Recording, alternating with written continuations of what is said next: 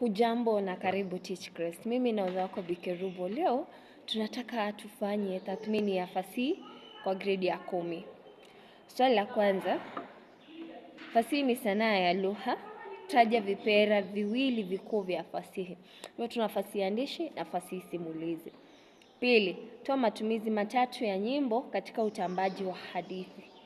Swali hili lina utata, kwa sababu wanafunzi wengine watakupa matumizi ya nyimbo au dhima ya nyimbo kwa kijumla, lakini swali lipo katika kueleza matumizi ya nyimbo katika utambaji wa hadithi. Hivyo moja, hutumika kuburudisha ile hadhira. Hivyo kwa Kiingereza wanasema comic relief. Wanaweza kucheka kama walikuwa na hali ambapo wanahisi wamenyongwa, watakuwa sawa. Watacheka na wataweza kuliwazwa. Pili, hutumika kushirikisha hadhira.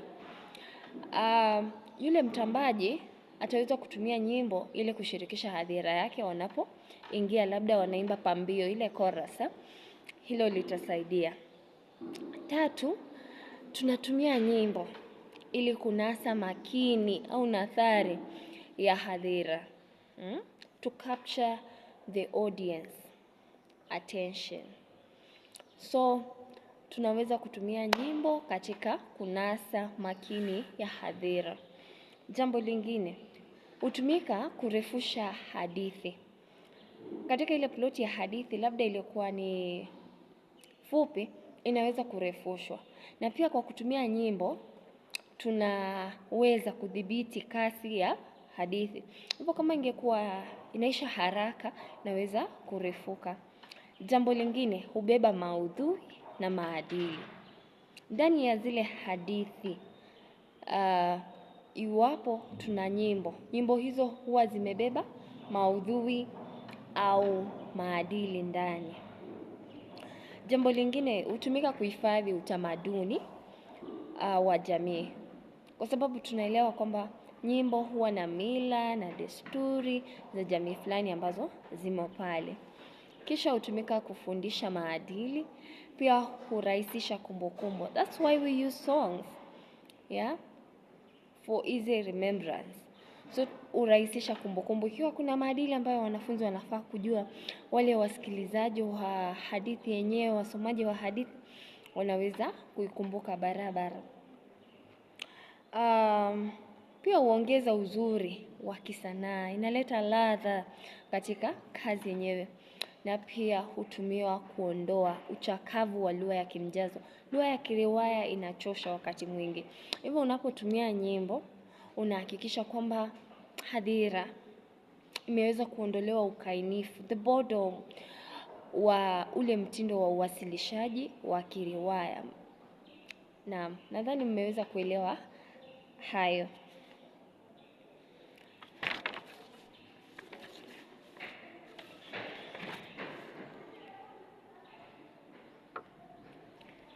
Swali la tatu, eleza sifa tatu za mwigizaji bora.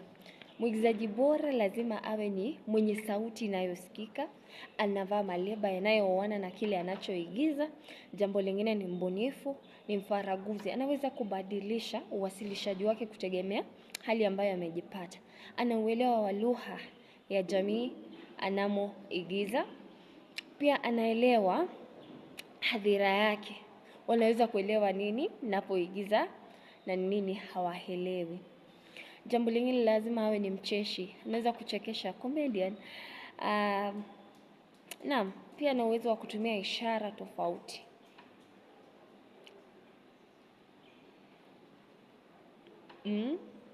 Ana uwezo wa kutumia ishara. Naam. Anafurahisha. Swali la 4, jadili dhima tatu za maigizo katika jamii huku ukitolea mifano. Dhima ni umuhimu. Hivyo tunaona kwamba maigizo huweza kutumiwa kama kitega uchumi. Wale waigizaji wanapoigiza wanalipwa. Una madirector pale. Hivyo mwanzo ni kitega uchumi. Pili, huburudisha. Watu wanapokaa na kuangalia watu wakiigiza, hata kama ni filamu, unapata wanaburudishwa, wanaliwazika. Ikiwa nyoyo zao zilikuwa mbali, zinaanza kunyooka. Tua. Jambo lingine, hukuza lugha. Kumbuka kwamba lugha ndiyo nyenzo kuu katika maigizo. Ijapokuwa tuna maigizo bubu, maigizo mengi huwa yanatumia sauti. Na kwa kiasi fulani, unapata labda kuna vitenza ndimi ndani, maneno ambayo yanatatanisha katika matamshi yake, na hivyo lugha huweza kukuzwa. Jambo lingine, hukuza ujasiri. Mwigizaji anaweza kukuwa mkakamavu anapoigiza mbele ya hadhira. Jambo lingine, huelimisha kuhusu maswala anuwai, haswa maswala ibuka katika jamii, labda ukimwi, corona, ebola, matumizi ya teknolojia na kadhalika. Hivyo unaweza kupata maigizo yakiwa na dhima nyingi, iwezekanavyo unaweza kuyatia pale. Hufunza maadili kama vile ushirikiano, umoja. Naam, pia huweza kutumika kukashifu tabia hasi kama vile uchoyo, ulafi, na pia kusifu tabia nzuri kama uchapakazi na kadhalika. Haya, swali lingine, tofautisha kazi bunilizi na kazi za kihalisia. Wanafunzi walinipa majibu ya kushangaza. Waliposikia tu kazi, wengine wakaniambia, kuna moja ambayo unalipwa, ingine haulipwi. La hasha, tunapozungumzia fasihi na tunaongelea kazi, inamaanisha ni ile fasihi yenyewe, vipera vyenyewe ambavyo vipo pale. So kazi ya bunilizi ni kazi ambayo imebuniwa, imetungwa, na unapata matukio ambayo yamo pale, mandhari ni ya kufikirika tu, kutegemea ubunifu wa mwandishi mwenyewe au vile mtunzi. Lakini ukija kwa kazi za kihalisia, hizi ni kazi ambazo ni za kweli. Mambo matukio ambayo yamo pale, wahusika ambao wamo pale ni wa kweli, ni mambo ya kweli kabisa. Na hivyo utapata baadhi ya kazi ambazo ni za kihalisia, tuna wasifu, tawasifu na kadhalika. Hivyo mambo ambayo yamo katika kazi ya kihalisia yanaweza kudhibitiwa. Kuna idhibati pale. Lakini ikija kwa kazi bunilizi, ni fikra tu, huwezi kuwa na idhibati kwamba ilikuwa hivi. Hakuna chanzo na sababu ya jambo fulani kutendeka. Haya, swali la 6, kwa kuegemea mlemavu si nini? Jadili vipengele vinavyodhihirisha kazi ya Godfrey Ipalei ni kazi ya kihalisia. Alama 4. Mwanzo, anza kuangalia kwa wahusika. Wahusika ambao wamo pale ni wa kweli. Anazungumzia mamake, kuna kakake Karani, kuna yeye mwenyewe Godfrey Ipalei, kulikuwa na ndugu zake, kulikuwa na rafiki zake ambao hata alikuwa na pigana nao kimasomo. Kuna yule meneja ambaye alikuwa anataka kufundishwa kompyuta, na alipofundishwa na Ipalei aliweza kubadili mtazamo wake kuhusu watu walemavu. Mwanzoni alidhani anachezewa shere na mwenye shule ile ya kufunza kompyuta. Jambo lingine, ukiangalia kama ni mandhari yake ni ya kweli. Kwa mfano alisomea chuo kikuu cha Nairobi, tunaweza kuenda pale na tukadhibitisha ikiwa ni kweli alisomea pale. Enda tu kwa ofisi unaitisha nakala. Haya, jambo lingine, ukiangalia kwa hayo mandhari, alisomea shule ya Kolanya, ilhali alikuwa anataka shule kama Starehe, zile ambazo alikuwa amewahi kuzisikia. Alizaliwa wapi? Hayo yote unapata kwamba ni mambo ambayo ni ya kweli. Ukija pia katika wakati unaoana kabisa, tangu alipozaliwa hadi aliko sasa, tunaona matukio yakiwa ni ya kweli kabisa. Hata ploti yenyewe ni ya kuaminika.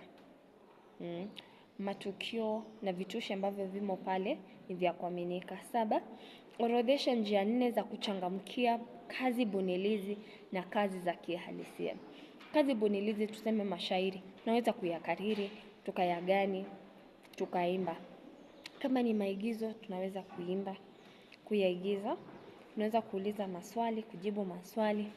Tunaweza kuhifadhi katika kazi, labda vitabuni na kadhalika. Soma shairi lifuatalo kisha ujibu maswali yafuatayo. Umri katu si hoja, karibu sana teenager.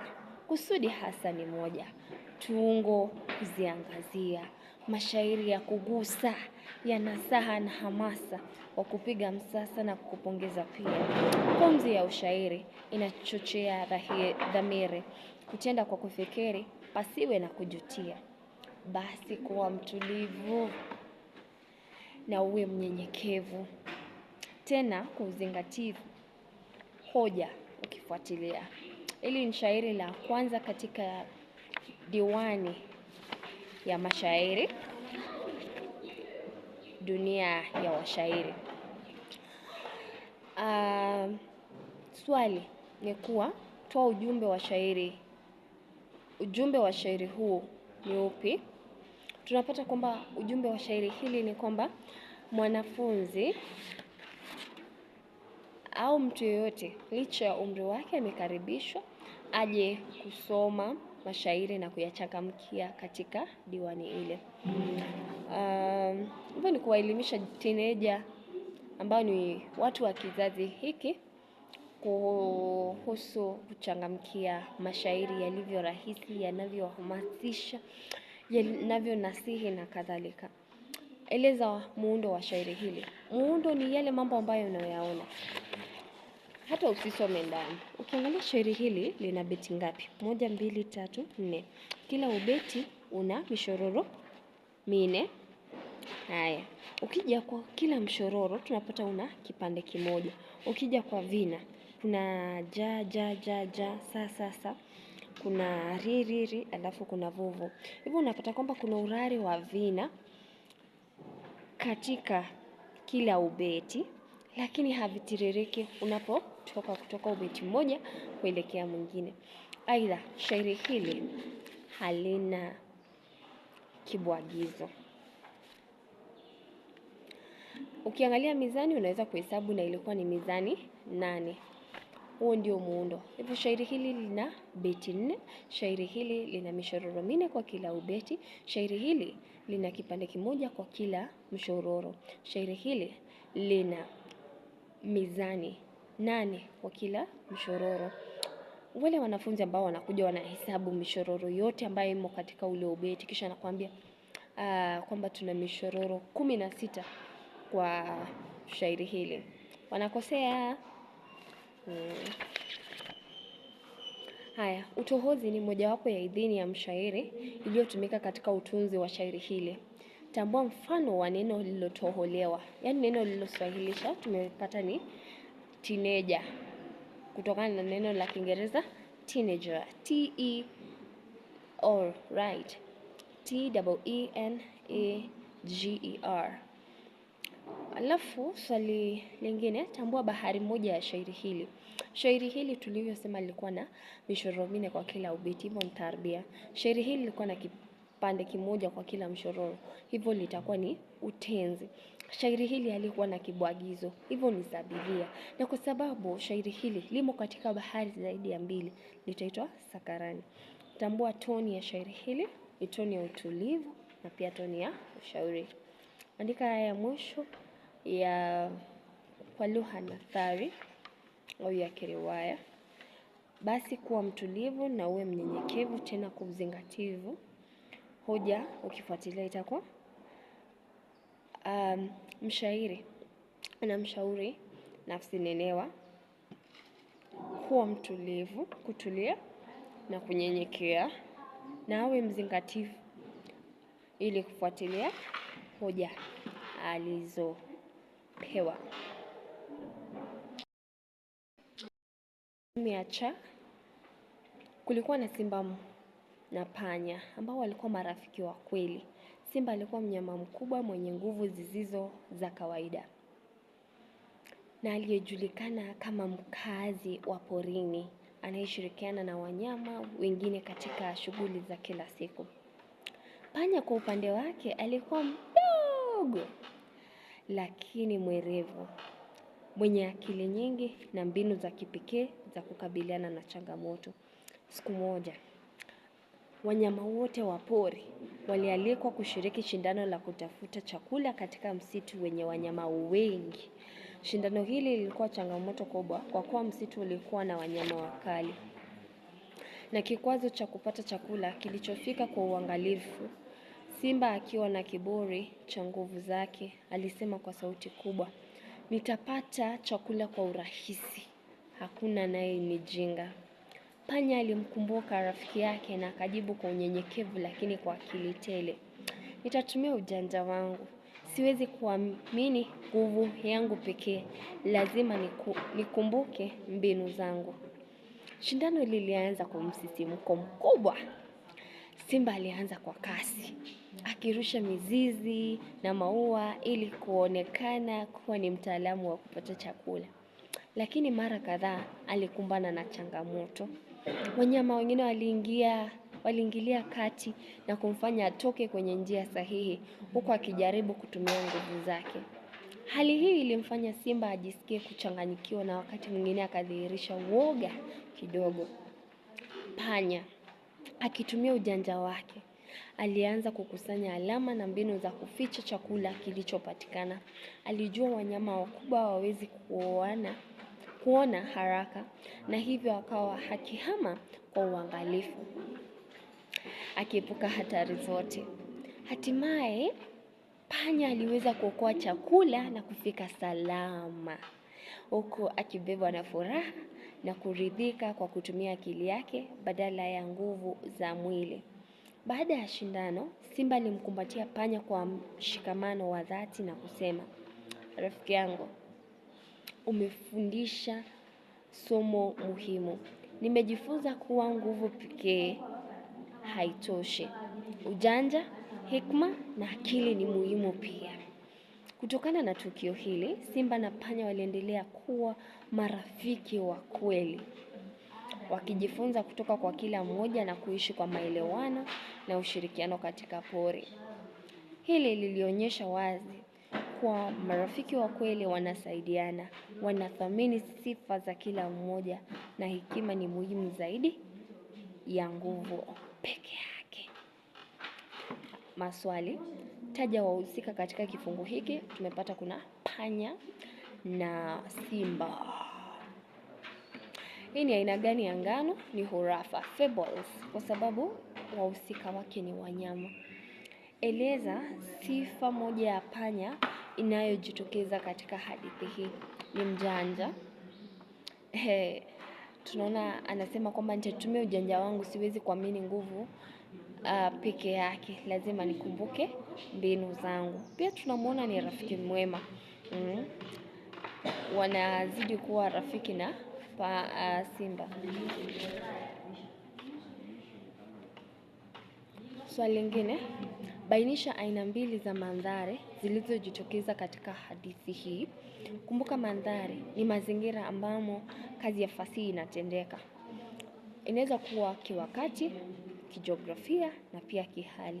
Tukiangalia hali hapa, ilikuwa ni hali ya uoga haswa kwa simba alipoanza kuchanganyikiwa, anavutwa.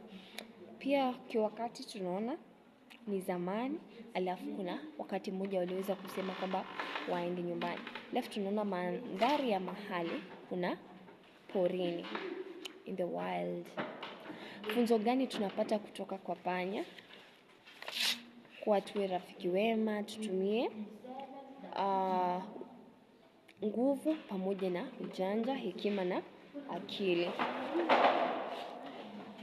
Swali lingine, hadithi huwa na formula ya ufunguzi na formula ya kumalizia. Chagua formula ya ufunguzi inayotumika katika utambaji wa hadithi. Moja, siku moja tu. Ba, hapo zamani za kale. Cha, palikuwa na palikuwepo. Jibu mwafaka ni hapo zamani za kale. Vyanzo vya hadithi vingine ambavyo unaweza kutumia ilitokea hapo jadi na jadudi. Unaweza anza paukwa pakawa, sahani ya mchele, giza la mwizi na kiboko. Je, kitakuwa ni cha mtoto mkorofi? Au ukasema hivi, kaondokea jenjega, kajenga nyumba kaa, mwanangu mwana siti, kijino kama chikichi cha kujengea kikuta na vilango vya kupita. Huo ni mwanzo, na kuna sababu ya kuwa na formula ya ufunguzi. Moja, inatusaidia kujua kwamba hadithi imeanza. Tunaweza kutoka ulimwengu wa kihalisia na kuingia katika ulimwengu wa kifantasia. Na pia kunasa nathari ya wahusika. Sehemu ya ilikuwa ni kazi ya hadithi fupi, uchambuzi wa hadithi fupi, kichaa cha mlungula. Soma dondoo hili kisha ujibu maswali yanayofuata. Mama, sina nguo nzuri za kuvaa, zote ni chakavu mno, naona nitakosa kazi hiyo, Loshami alimwambia mama alipokuwa akijitayarisha kuhudhuria mahojiano. Vaa tu lile shati unalovaa kila siku, bora liwe safi mwanangu, sio nguo inayokwenda kuhojiwa, ni wewe, Bi Nasiroi alimjibu mwanawe. Taja maudhui matatu yanayojitokeza katika dondoo hili. Kuna maudhui ya kazi, naona nitakosa kazi hiyo. Inaonyesha kwamba kulikuwa na maudhui ya kazi, na tunaona changamoto ambayo watu wanaotafuta ajira wanapitia. Hivyo wanafunzi mwingine akiandika ukosefu wa ajira ataweza kutuzwa alama. Ukosefu, uhaba ni jina zuri zaidi. Kuna maudhui ya ushauri, kwa mfano mama anamwambia kwamba avalie tu shati alilonalo, mradi ni safi atapita tu, kwa sababu si shati ambalo unaenda kuhojiwa, ni yeye mwenyewe, akili zake na anazo. Pia kuna maudhui ya umaskini, nguo zake si nzuri na pia ni chakafu. Tunaona kuna maudhui ya utamaushi. Loshami hata hajafika katika ukumbi wa mahojiano, lakini anahisi kwamba atakosa kazi hiyo kwa sababu tu ya mavazi. Hivyo ameweza kutamauka, amekata tamaa. Bainisha mbinu ya sanaa inayojitokeza katika dondoo hili. Kuna dialojia, kuna mazungumzo baina ya Loshami na mamake. Pia tunaona utohozi. Neno shirt la Kiingereza limeweza kuswahilishwa na likawa shati. Toa sifa mbili za Loshami kulingana na dondoo hili. Tunamuona akiwa ni mlalamishi. Mama, sina nguo nzuri za kuvaa, zote ni chakafu mno, naona nitakosa kazi hiyo. Hivyo tunamuona akiwa ni mlalamishi. Pia tunamuona ni mwenye wasiwasi. Anaona kwamba atakosa kazi hiyo kwa sababu tu ya mavazi. Pia tunamuona akiwa ni mtamaushi, alikuwa ameshakata tamaa. Swali la mwisho, dokeza umuhimu wa mama katika usawiri wa wahusika kwenye hadithi fupi kichaa cha mlungula. Mwanzo tunamuona kama kiakisi cha watu ambao ni walezi wema. Mwanzo alipoachwa na mmewe kwa sababu amejifungua watoto wawili pacha, mmoja ni mlemavu, mwingine akafa. Bwanake alitoroka, lakini tunamuona akiwa mzazi ambaye aliweza kujizatiti, akahakikisha kwamba mtoto wake Loshami ameenda shuleni, ijapokuwa alikuwa anauza vijisamaki. Pia tunamuona ni kiakisi au kiwakilishi cha watu ambao ni washauri katika jamii. Tena washauri wazuri katika jamii. Anapomshauri Loshami kuwa jipange tu akwende mahojiano, licha ya kuwa hakuwa na hisia na mavazi mazuri. Pia tunaona mama akitumiwa kuonyesha maudhui au kuendeleza maudhui ya upendo wa dhati, ushauri, uchapakazi na bidii. Anavyojitahidi kabisa kufanya hizo kazi za kijungujiko, mradi tu mwanawe asome. Naam, pia tunamuona ni mfano mzuri wa walezi ambao wanawajibika katika jamii. Hivyo pia anaendeleza maudhui ya uwajibikaji. Nimekomea hapo, nadhani umeweza kujifunza Hadi wakati mwingine, kwa heri ya kuonana.